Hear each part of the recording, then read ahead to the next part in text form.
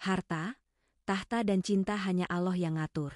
Pernahkah engkau duduk sendiri di malam yang sepi, merenungi jalan hidup yang telah kau tempuh, lalu bertanya dalam hati, kenapa hidupku seperti ini? Mengapa ada orang yang hartanya berlimpah, sedangkan kita masih harus berjuang dengan keras setiap hari? Mengapa ada yang duduk di singgasana kekuasaan, sedangkan kita masih berjuang menegakkan diri sendiri? Dan mengapa cinta yang kita perjuangkan dengan tulus kadang justru pergi tanpa sebab yang jelas? Semua itu bukan karena kebetulan.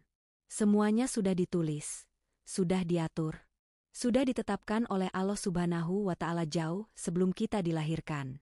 Bahkan sebelum langit dan bumi diciptakan. Takdir tentang harta, tahta, dan cinta kita telah tertulis di Lauhul Mahfuz. Tentang harta, rezeki yang telah ditetapkan. Coba kita mulai dari harta. Manusia sepanjang hidupnya tak pernah lepas dari urusan rezeki. Kita bekerja, berusaha, bahkan kadang sampai lupa berdoa. Karena terlalu yakin bahwa hasil ditentukan oleh kerja keras. Padahal Rasulullah bersabda, sesungguhnya, Jibril, telah membisikkan ke dalam hatiku, bahwa setiap jiwa tidak akan mati sebelum rezekinya disempurnakan. Har Abu Dawud. Artinya apa, sahabatku? Tidak ada satu rupiah pun dari rezeki kita yang akan tertukar. Tidak ada yang bisa mengambil bagian kita. Dan kita pun tidak bisa merebut jatah orang lain.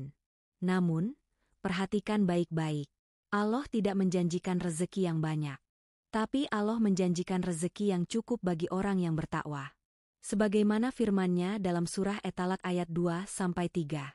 Barang siapa bertakwa kepada Allah, niscaya Dia akan memberikan jalan keluar baginya.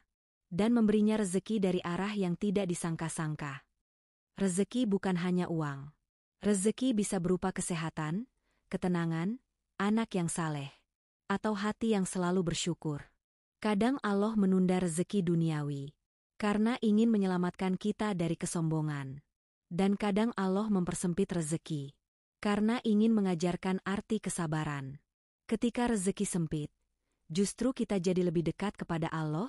Tulis di kolom komentar ya, apa hikmah terbesar yang pernah kamu rasakan dari kesempitan hidupmu?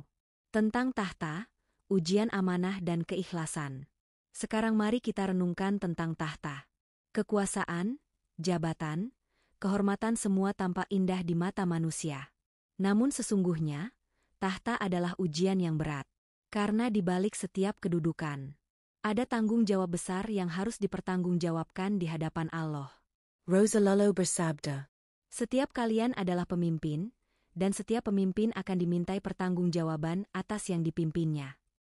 HR Bukhari dan Muslim. Maka jangan iri pada mereka yang tampak berkuasa. Sebab di balik senyum dan jas rapi mereka, ada beban berat yang tak selalu terlihat oleh mata. Lihatlah kisah Nabi Sulaiman alaihi salam. Ia diberi kerajaan yang begitu besar, namun tetap tunduk dan bersujud kepada Allah. Ketika melihat keindahan kekuasaannya, ia tidak sombong.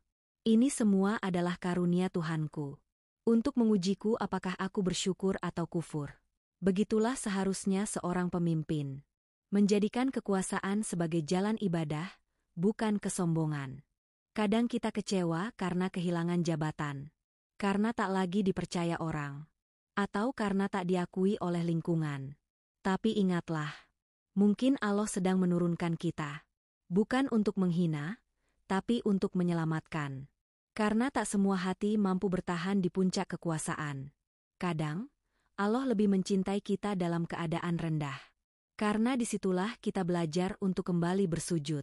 Coba renungkan, sahabatku, kalau semua manusia ingin menjadi raja, lalu siapa yang akan menjadi rakyat yang jujur dan ikhlas? Jika semua ingin di atas, maka siapa yang akan menopang dari bawah? Semua punya perannya. Dan setiap peran itu berharga di sisi Allah. Tentang cinta, takdir yang menguji hati. Dan kini, mari kita bicara tentang cinta. Bagian yang paling halus, paling rumit, dan paling banyak membuat manusia menangis. Cinta, sobat, bukan sekadar rasa yang tumbuh di hati. Ia adalah ketetapan dari Allah. Cinta hadir bukan karena rupa atau kata-kata, tapi karena kehendaknya. Banyak orang merasa hancur karena cinta. Padahal sesungguhnya, cinta itu tidak salah. Yang salah adalah kepada siapa ia disandarkan. Ketika kita mencintai seseorang lebih dari cinta kita kepada Allah, maka bersiaplah, Allah akan mengambilnya, agar kita belajar mencintai dengan benar. Allah berfirman dalam surah Al-Hadid ayat 23, supaya kamu tidak berduka cita terhadap apa yang luput darimu, dan tidak terlalu gembira terhadap apa yang diberikan kepadamu. Dan Allah tidak menyukai setiap orang yang sombong dan membanggakan diri.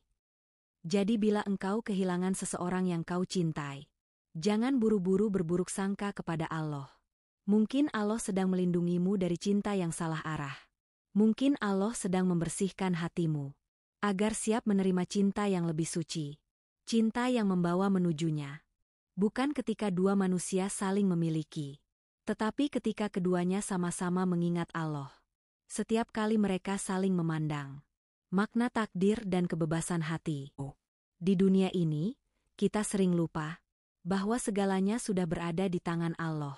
Kita bisa berencana, berjuang, tapi hasil akhirnya selalu miliknya. Harta yang kita kumpulkan, tahta yang kita bangun, dan cinta yang kita perjuangkan. Semuanya bisa lenyap dalam sekejap. Namun, ada satu hal yang tak akan pernah diambil, itulah harta sejati yang tidak bisa dicuri oleh siapapun. Karena itu, belajarlah untuk tidak menggenggam dunia terlalu erat. Lepaskan sedikit demi sedikit. Dan lihat bagaimana Allah gantikan dengan ketenangan yang jauh lebih indah. Cobalah hari ini untuk berbisik dalam hati. Ya Allah, jika ini bukan untukku, maka jauhkanlah aku dengan cara yang terbaik. Dan jika ini memang untukku, maka dekatkanlah dengan ridho MU. Harta, tahta, dan cinta. 3 hal yang selalu membuat manusia lupa diri, tapi juga bisa menjadi jalan menuju surga. Jika kita menempatkannya di jalan yang benar. Gunakan hartamu untuk berbagi. Gunakan tahtamu untuk melayani. Dan gunakan cintamu untuk menghidupkan hati yang sepi. Hidup ini bukan tentang siapa yang paling kaya, siapa yang paling tinggi, atau siapa yang paling dicintai. Tapi tentang siapa yang paling ikhlas menjalani takdir Allah dengan sabar dan syukur. Mari kita tundukkan kepala dan ucapkan bersama doa ini. Ya Allah, Engkaulah pengatur segala urusan kami. Jika kami lalai dalam mencari ridho MU, ingatkanlah kami dengan kelembutan MU. Jika kami sombong dengan karunia MU, rendahkanlah kami dengan kasih MU. Dan jika kami tersesat dalam cinta dunia, kembalikanlah hati kami kepada MU. Karena hanya kepada MU kami kembali. Terima kasih telah menemani hingga akhir, sahabat Nur Hidayah. Semoga video ini menjadi pengingat bahwa hidup ini hanya indah bila kita pasrah sepenuhnya pada Allah. Jangan lupa untuk like, komentar, dan bagikan video ini, agar semakin banyak hati yang kembali kepadanya. Sampai jumpa di video berikutnya. Wassalamualaikum warahmatullahi wabarakatuh.